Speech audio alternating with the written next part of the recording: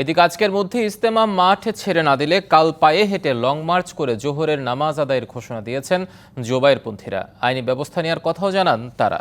সংবাদ সম্মেলনে এসব কথা বলেছেন জোবায়েরপন্থীদের পক্ষে মুফতি আমানুল হক। তারা বলেন, তাবলিগ জামাতের ভেতরে একটা বিভক্তি তৈরি করা হয়েছে, শুধু মাওলানা সাদের কারণে এই বিভক্তি হয়েছে বলেও দাবি করেন তারা। সংবাদ সম্মেলনে তারা বলেন, সরকার জোবায়েরপন্থীদের আগে ইজতেমা করার সিদ্ধান্ত দিলেও সাদপন্থীরা জোরপূর্বক মাঠ দখল করতে যায় এবং তারা হামলা চালায়।